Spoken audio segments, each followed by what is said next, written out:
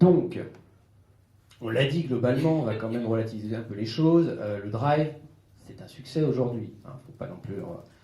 On a vu qu'effectivement, bon, des chiffres, voilà, on avait une stagnation là sur les dernières périodes, mais enfin, globalement, c'est un succès. Par contre, maintenant, comme je le disais, il va falloir se poser les bonnes questions, parce qu'on ne peut plus juste se contenter d'ouvrir et de se dire j'espère que ça va marcher parce que j'ai marqué drive. Donc, et il y a d'ailleurs déjà certaines enseignes qui sont en difficulté sur le sujet, quelle qu'elle soit, alors certaines plus que d'autres.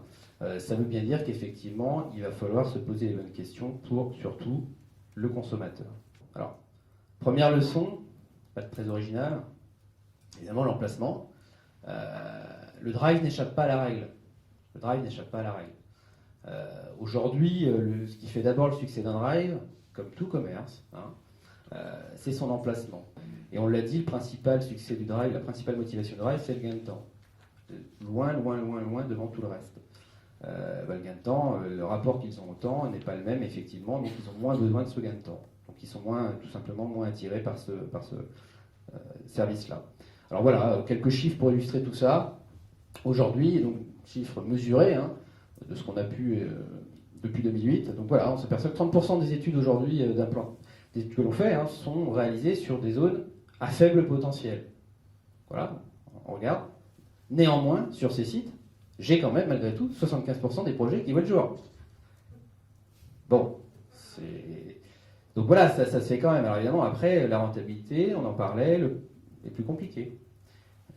Alors après, toute la question est de se dire, et qu'on a derrière, c'est quoi souvent ce que l'on attend? Oui, mais si je le fais pas, ça va être encore pire, peut-être qu'un concurrent le fera, et puis il faut que je me défende, etc.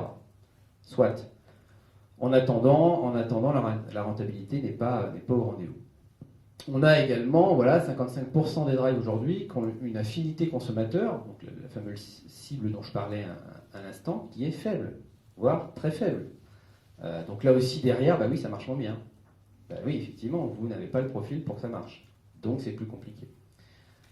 Et enfin, jusqu'à 70% des abandonnistes aujourd'hui ont changé de drive pour une raison de trajet domicile-travail.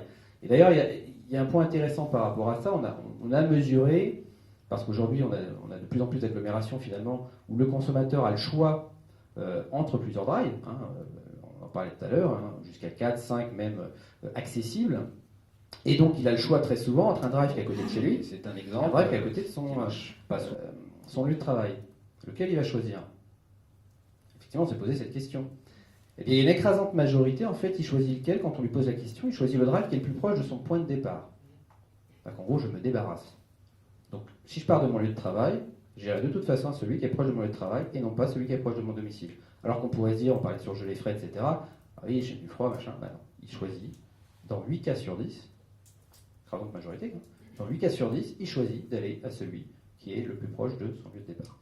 Donc voilà, au-delà de la praticité et de la proximité, le seul axe aujourd'hui de différenciation fort, c'est le prix. Effectivement, un axe important, mais à part le prix, on parle très peu de tout le reste. Or, dans la différenciation, il va bien falloir parler d'autre chose que le prix. Bien sûr, il faut en parler, mais on ne peut pas se baser que sur le prix. Et d'ailleurs, sur la réflexion conceptuelle des drives, aujourd'hui, il y a très peu de réflexions qui ont été engagées. Alors, Chronodrive, effectivement, étant pure player, a très réfléchi à son concept, et on le voit même dans l'architecture de ses drives. Bon, ok. Maintenant, quelles que soient les enseignes, il y a quand même peu de réflexion sur le sujet, quoi. Même si la vitrine reste le site e-commerce, il y a quand même, encore une fois, un lien physique. Jusqu'à 50% des consommateurs ne jugent pas important l'enseigne d'un nouveau drive en solo. J'insiste, là aussi, puisqu'ils vont privilégier le point de contact qu'on leur a mis. Ça aussi, c'est important, donc se différencier. Et puis enfin, 50% des non-fréquentants n'aiment pas ou ne comprennent pas le concept.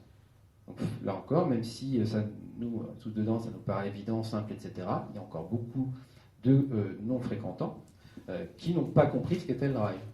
Donc toujours à les accompagner sur cette communication, sur les basiques et les apports et les promesses.